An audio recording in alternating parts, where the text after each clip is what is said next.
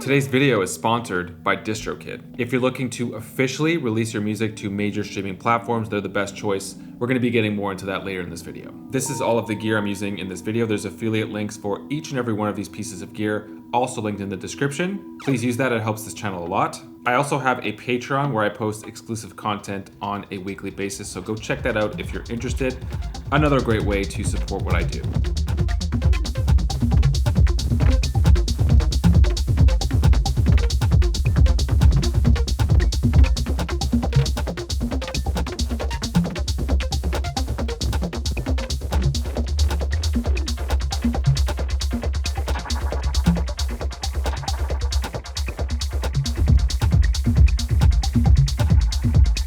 If you've seen my past recent videos, I'm sort of coming full circle with this setup, but like an updated version of it. Ableton Live, TR-8S, and Model 1.4. These are the trio of this setup. I also have an effects end coming from the Eventide Space, as well as a Launchpad X to launch scenes in Ableton. The question is this my most efficient setup yet?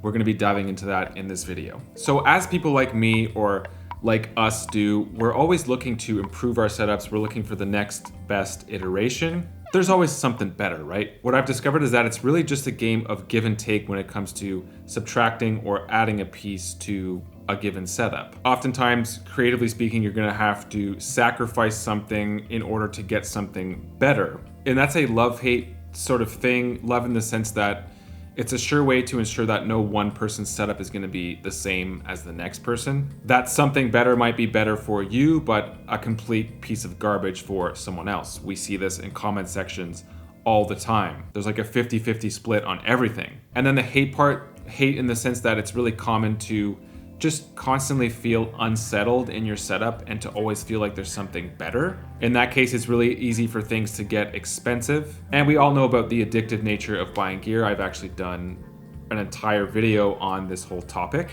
And so these are all sentiments that we're gonna be touching on today with this setup. For starters, the TR-8S as well as Ableton are like the biggest part of this setup. I've actually done a full video specifically on these two units alone if you're looking for a smaller setup that's still quite practical. Here's a video on that. And to sort of sum that up, especially if you're going for a portable sort of setup, the TR-8S is a great option just because it does so many things. It's an audio interface, it's a MIDI controller for Ableton with a very solid layout of all the controls that you need. It's also a standalone drum machine, and I think coolest of all is that it's all of those things simultaneously in a live setting. And to give you an idea of this, here is an example.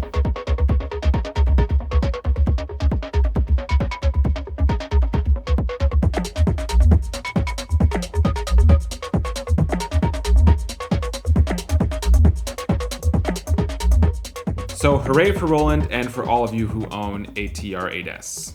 Yeah! And while we're on this topic, I have got this same question about the TR-6S and its efficiency in comparison to the TR-8S as a controller for Ableton and all the things that I just mentioned. It also does do all those things. The only thing you're missing is the layout, right? So the TR-6S is tiny and you just don't have as much control with it. You do have the faders, but way less pots to deal with. And so back to this setup here, the only thing about it is that I don't have a proper EQ on a per track basis with the controls that I have here. Yes, you're totally able to set up EQ on a MIDI controller or even on some of these pots here that I'm not using in this particular setup, but there's just something that I don't like about the digital response of EQ in Ableton or in a DAW in general. It's just simply not the same. I have high standards. I own the Model 1.4, which has a fully analog EQ.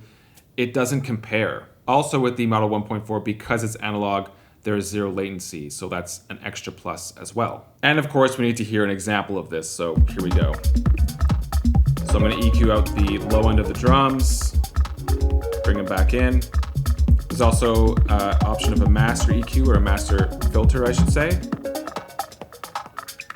And I could choose which channels I want to filter, right? So this is a great way to transition. Just a really cool performance DJE kind of tool. Another update to the TR-8S in the sense of how I'm using it as a standalone drum machine. So that's all of these channels right here. These 5 channels are dedicated to Ableton, and then all of this here is the standalone section. So kick, snare, hi-hat, a perk thing, and then these 2 here are like fill buttons essentially. So let's go through that. Currently I have a low pass on the Ableton drums. So you're just hearing this channel here is for standalone drums, right? So this is like a clap fill. I also have an effect send from the Eventide space. So there's like a spring on this channel here that I'm sending. These 2 tracks here I'm using in an interesting way, essentially as like a fill machine. So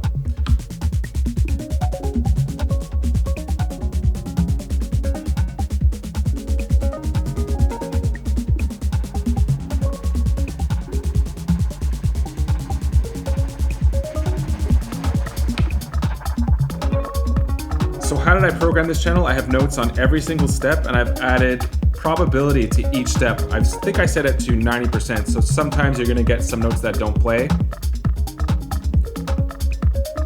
Which means that essentially the fill is gonna be different every single time. It adds like that certain variety when you're using the fill. Let's try it one more time. You might already hear this. I got this idea from like a Richie Houghton performance. He was doing that. I think he was controlling it through MIDI though. So this has a similar effect, right?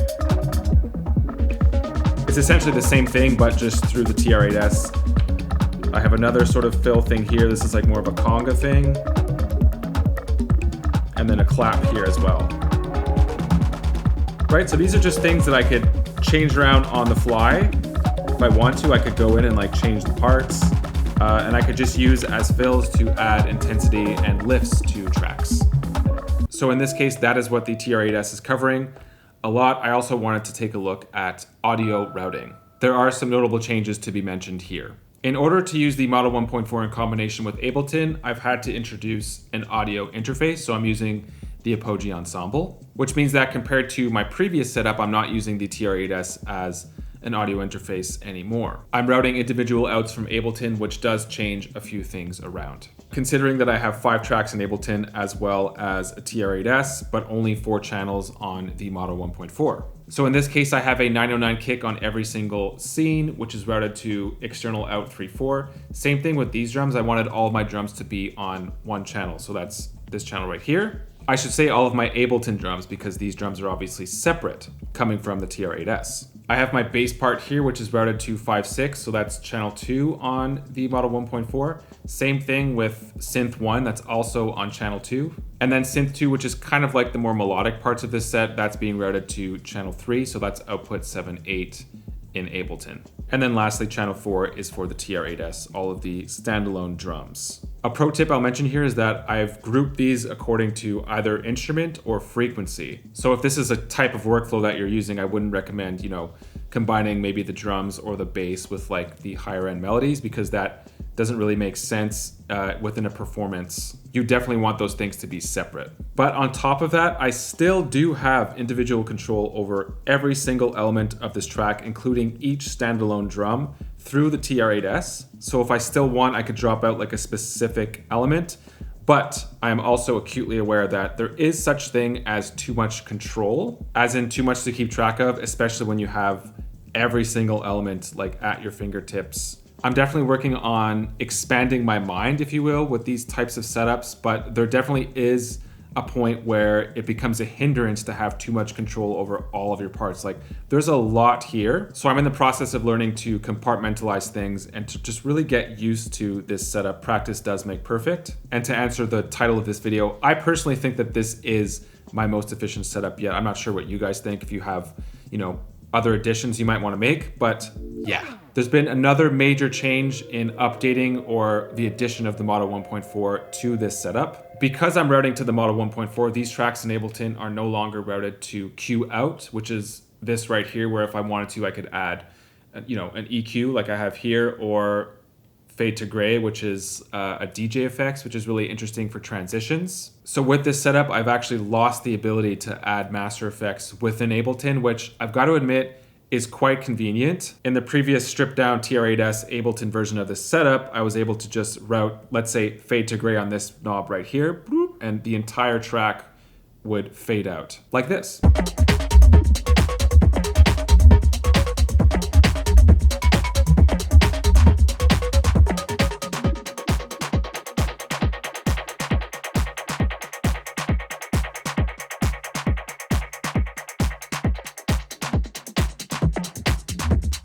So within this setup, if I wanted to introduce master effects, I'd have to introduce some other external effects, which I technically do have right here, but this is an effect send, right? So it's being sent to individual channels. It's not as convenient as just having one knob that would affect the entire track together. So let me just give you an example of this.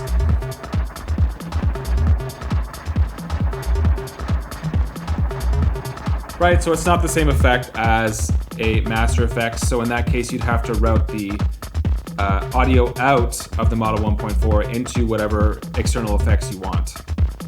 In the previous, I've used the RMX 1000 a bunch for that. Here's an example. So keeping that idea of master effects and transitions in mind, is there a workaround for that within this particular setup? I'm glad you asked the question, and of course the answer is yes. Within the Model 1.4, as I mentioned earlier, you're actually able to isolate which channel you want to add this filter to, the master filter. So this is a great way to transition. Right now we don't hear anything except for the drums. If I want to cue up the next track, I could certainly do that. Add some drums to it, let's say. The drums change, so we know that we switch tracks. And this would be the next track, for example. Right, so it essentially acts in the same way, except it's specifically a filter, so that is a difference. The notion of give and take is another topic I have more to say about. Before getting into that though, let's talk about today's sponsor, DistroKid. If you are an independent artist or producer, DistroKid is pretty much the #1 choice. First off, there's a discount linked in the description of this video, which I encourage you to use. It's just over $20 a year to release unlimited music to all major streaming platforms. And one of the things that makes it amazing for independent artists is just the sheer amount of free promotional tools that they offer. Personally, my favorite is Hyperfollow, which I like to use as a free link and bio link. It's the cleanest that I could find, and you're able to claim as many pages as you'd like for free. So for example, if you have multiple artist names or possibly landing pages for singles or any other important landing pages, DistroKid's got you with Hyperfollow. They recently released an iOS app so you can access all of your DistroKid information, your statistics, all through your smartphone, which just makes everything that much easier and like on the go. So join the team. There's over 1 million DistroKid users and they distribute 1/3 of the world's music. Everyone's got different inspirations, different interests in gear and music, and so naturally everyone's give and take is going to be a little bit different. First of all, a major reality is that, at least based on what I've seen, people just get bored really quickly with their setups. I think it just takes experience to understand that there's like a fine line between buying a piece of gear with intention for like a specific need, possibly within your setup, or just to learn in general or to explore with, or just giving into it for the hype, especially if you have other gear that pretty much does the same thing with maybe some slight variations. And that's what a lot of this channel is about, inspiring you, saving you time and possibly money, and solving common problems that have to do with electronic music gear. In my discoveries, I found that I'm personally most flexible when I'm using a hybrid setup, so something in combination with Ableton, which in terms of being a brain, there's nothing that comes close to Ableton. It's just the way it is. So why not use that to its potential and then add other pieces of gear to complement that? That's kind of like how I'm thinking right now these days. Software in general is by far the most convenient. It saves you the most time, the most money. The downside, at least in my opinion, is that it's easy for there to be like a certain audio quality missing if everything is done in the box. It's also easy to have too much control with software because everything is literally just right there at your fingertips. In a production setting, it's a bit of a different story because you want all of that, very fine, specific control, but in a live setting, not so much. At least in my opinion, whereas with hardware, it's a lot more tactile. It's a lot more fun. It just feels like you're actually doing something, pressing buttons and knobs and all this kind of stuff. And I find that in many cases, the audio quality is just better. It's just a higher quality audio, especially with analog. And so that sums it up. That's my take. Hopefully you guys learned something from this video. Affiliate links for all the gear listed in the description. Also, I have a Patreon. Please join up. There's exclusive content there. You guys are the best. Thanks for being here and thanks for watching. Hope to see you soon.